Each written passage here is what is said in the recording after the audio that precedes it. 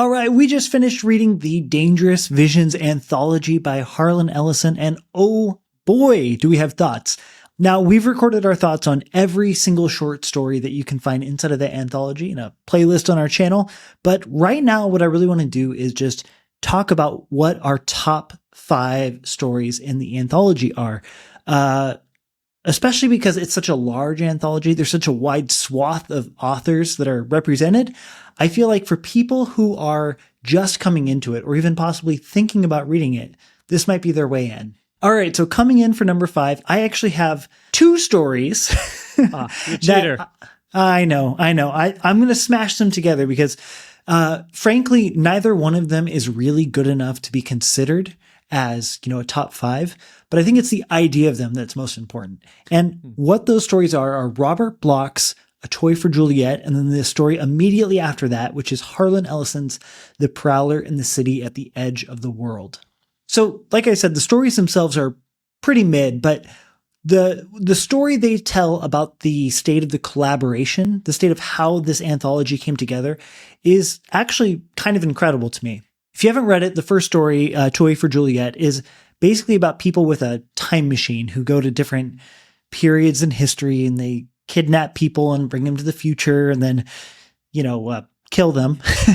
But the twist comes when they accidentally kidnap Jack the Ripper. And what I love about this is that it's an example of writers inspiring and influencing each other. So Robert Bloch had just written a story about an immortal Jack the Ripper who needs to sacrifice people in order to, last forever and ever. So Ellison reached out to him and said, hey, why don't you write another Jack the Ripper story, but set it in the future and we can put it in my Dangerous Visions anthology. So Robert Bloch did just that.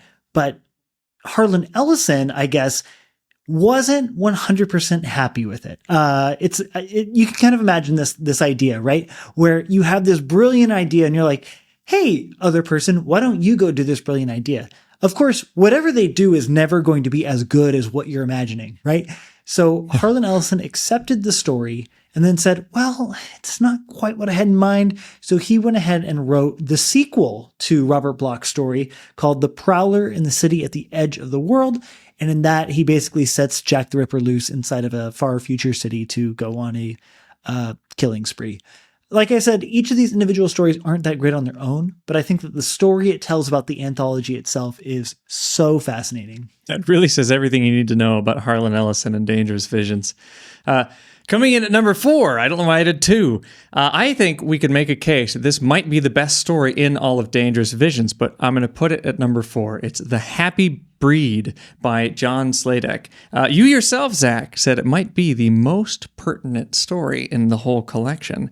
Here we have this future where these machines are kind of like algorithms. They make everything very easy for us. Our decisions, they're not ours anymore. If we need something a little bit better, a little bit more comfortable, a little bit more fun, it shows up on our doorstep the next day. Now, we had 2 main questions when we were reading this. One was, once we have technology, especially technology that is kind of helps us into a utopia or helps makes our lives a lot better, can we ever get rid of it? Is there ever a life after that technology where it is not to hand anymore? The other question was, if we have technology that makes our lives so much better, does that make us dumber? In this story, these people are at the very height of society. They're at the highest tops, the highest echelons. By the end, after 3 years, in this new system where these machines always improve their lives, they can barely function. They've been turned into babies. There was a guy who was a chess master. By the end, he can't remember. By 3 years after this, he can't remember what the pawn does.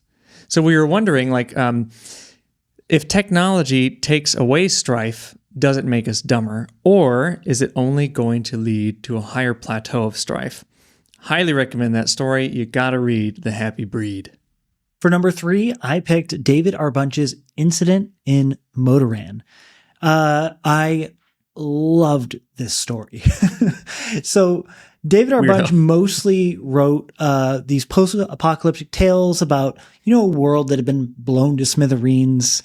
It's called Motoran, and you have dozens and dozens of stories set in this place where the earth is so scorched that the ground is just covered in melted plastic.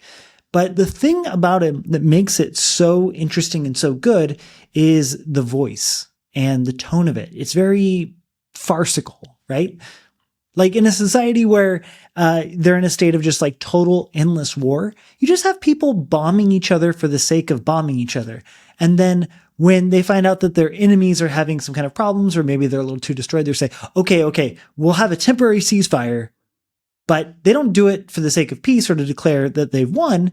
They just say, oh, we need you to rebuild up a little bit again so we can bomb you again. He has this weird style that is so like experimental and yet so clever at the same time.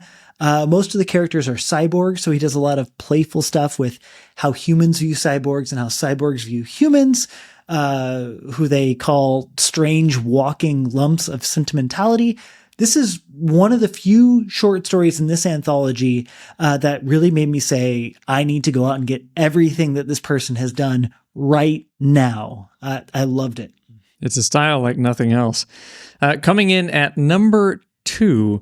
Now, I think this is very underrated. You know, maybe the most famous story in Dangerous Visions is Riders of the Purple Wage. Don't read that. Read this. This is called Man Who Went to the Moon Twice by Howard Rodman. Is it even a science fiction story? It's kind of a science fiction fairy tale. And I think it's very important to this collection because one of the biggest questions that it asks is about nostalgia. How do we feel when our dreams are no longer cool? Especially thinking about science fiction, we think about the old golden age, which Dangerous Visions is saying, no, knock that off its pedestal, burn it down, we're doing something new. This story asks, okay, what about people who thought that was really awesome? You know, they're gone. Well, why? What happens when you take that away from someone? And I think Howard Rodman talks about his own father in a very interesting way. He says, I had a really great experience when my father was trying to tell me the first time he ever listened to a gramophone. And he said, son, this was it was eye-opening. I never thought I could hear sound coming out of a machine, and it just blew my mind. And he goes, Dad, I have a CD player. What are you talking about a gramophone for? I guess there weren't CDs. I got a tape player, man. And I think it was so interesting, the story. It's about a kid who's gone to the moon twice. He becomes, to everyone else in his town, when he goes to the moon a second time, no one cares at all, except for kids. And these kids think that is the coolest thing we've ever heard of. This kid goes back to get his friend. He brings her over to this old guy and says, look, he's been to the moon twice. They show up. He's dead. This old man, he's gone. Then everyone in that town thinks, who even cares? You know, we give him a funeral, but now we go to the moon 3 times a day. So I think you got to read that story. You have to think about fairy tales and science fiction, sure, but also what happens when we discount the wonder that came before? Can we hold on to it, or does it have to be jettisoned? And then coming in at the best short story in the Dangerous Visions anthology is, well, it has to be Philip K. You Dick's guessed it. Faith of Our Fathers. This story is so good. In fact, Philip K. Dick is almost always good, right? Like, have you ever had a bad time reading Philip K. Dick? No, and I keep telling people one day I will. It just hasn't happened. You know it's coming, but it hasn't happened yet. One of my favorite things that has been said about this story is from Harlan Ellison. He said, you know, all these writers, they're taking drugs, they're taking alcohol, hallucinogenics, you know, because they think that it will help them tap into this well of creativity and make them better writers. But he says, actually, all it's doing is just tricking themselves into thinking that they're better writers. But, you know, once they sober up, they see the truth. He says, with Philip K. Dick, that's actually not the case. This man takes drugs and he drinks like a horse, and his writing is all the better for it. So, hey, you know, I'm convinced. What do you think of this one, Bob? Well, on a similar note, I thought it was so interesting when Philip K. Dick later in his afterword is kind of responding to what Harlan Ellison is saying. And he says, well, okay, writing science fiction is kind of like a hallucinogenic, you know, you have a drug trip and maybe you do commune with God. But he's saying, I think that's what science fiction is doing now by going deep into inspiration and kind of dredging up these things that could happen and then posing them as things in the future that really could happen. He says, Those are truly inspired things, and we can actually test them in the future. In this way, we are creating our own future, and it kind of is like having a religious experience. I thought his whole intention behind the story is very deep, and as a anthology that is just 1/6 of the stories are about God. I don't know if we noticed that, but when the collection is so anti-religion, it's very interesting how many are dealing with God, and I think Philip K. Dick does it in the most interesting way. I guess we haven't even talked about what the story is about yet, right? So, it's a part dystopian premise, but it's also a little bit spy fiction and horror SF kind of all wrapped into one. It takes place in a future, just imagine like a dystopian society, and then he's sent to go into a party where the leader of the country is. But what he does before it is someone gives him a drug to take before he goes in.